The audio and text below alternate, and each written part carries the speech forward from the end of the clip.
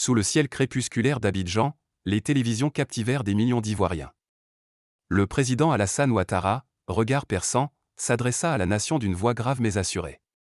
Peuple ivoirien, face aux menaces pesant sur notre sécurité régionale, nous lançons un ultimatum de 48 heures au colonel Ibrahim Traoré, dirigeant du Burkina Faso, pour répondre des actes déstabilisateurs attribués à son régime, déclara-t-il. Il évoqua des preuves d'ingérence compromettant la paix et promit des mesures décisives en cas de non-coopération. L'annonce fit l'effet d'un séisme. Les réseaux sociaux s'enflammèrent avec des hashtags comme #Ultimatum 48 et #AbidjanOuaga, tandis que les médias panafricains lançaient des débats en direct.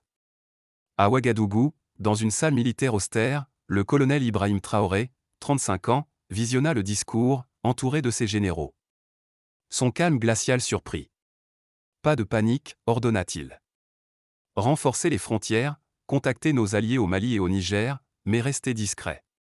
Dans les ambassades régionales, les lumières restèrent allumées tard, avec des réunions d'urgence à Dakar et Niamey. Les diplomates s'interrogeaient, cet ultimatum visait-il à isoler Ibrahim Traoré ou à protéger des intérêts économiques? Les enjeux étaient immenses, routes commerciales, mines d'or, alliances stratégiques. À Abidjan, des conseillers compilaient des dossiers confidentiels sur des activités subversives. Les marchés boursiers frémirent, les investisseurs suspendant leurs transactions. À l'aube, Ouagadougou s'éveilla sous tension. Dans une salle de crise, Ibrahim Traoré étudiait des cartes frontalières avec ses stratèges. Des rapports signalaient des mouvements d'unités ivoiriennes près de la frontière nord, sans déploiement massif. Envoyez des délégués à Bamako et Niamey, ordonna-t-il. Notre alliance sahélienne doit tenir. À Abidjan, Alassane Ouattara enchaînait les appels sécurisés avec des homologues régionaux, testant leur soutien. Nous devons montrer notre fermeté, confia-t-il, inquiet des réponses évasives. La guerre médiatique s'intensifiait, un site panafricain diffusa des leaks sur des différents miniers et des corridors logistiques, attisant les spéculations. Les bourses régionales vacillèrent, les actions liées aux mines burkinabées chutèrent de 7%, et les traders ajustèrent leur position sur le cacao ivoirien. Les compagnies aériennes modifièrent leurs itinéraires, tandis que les ONG plaidaient pour la retenue. La CEDEAO lança des consultations secrètes pour éviter une escalade. À Ouagadougou, Ibrahim Traoré ordonna le renforcement des défenses frontalières, avec des unités d'élite près des zones minières. Nous sommes prêts, mais pas provocateurs, assura son ministre de la Défense. À Abidjan, des navires de guerre patrouillaient ostensiblement, leurs images inondant les réseaux sociaux. Dans les rues, la ferveur montait, à Abidjan, des manifestants agitaient des drapeaux ivoiriens, à Ouagadougou, des milliers défilaient, brandissant des symboles de résistance. À 6 heures de l'échéance, un pays voisin organisa une médiation d'urgence dans une capitale neutre. Des émissaires négocièrent, séparés par des diplomates africains.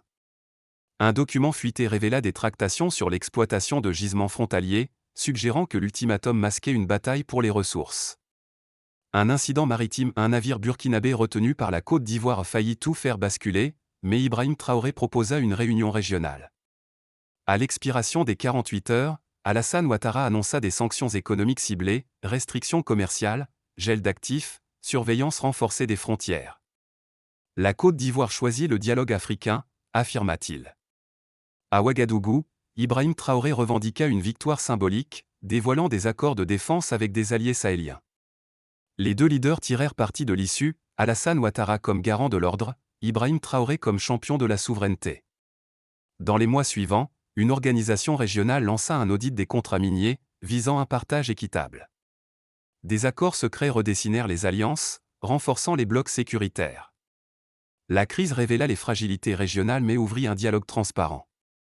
À Abidjan et Ouagadougou, l'opinion restait divisée, la paix est préservée, mais à quel coût, s'interrogeait un professeur ivoirien. Nous avons défendu notre dignité, affirmait un commerçant burkinabé. Les échanges commerciaux reprirent timidement, mais l'Afrique de l'Ouest avançait vers un avenir incertain, marqué par 48 heures qui avaient redéfini ses équilibres géopolitiques.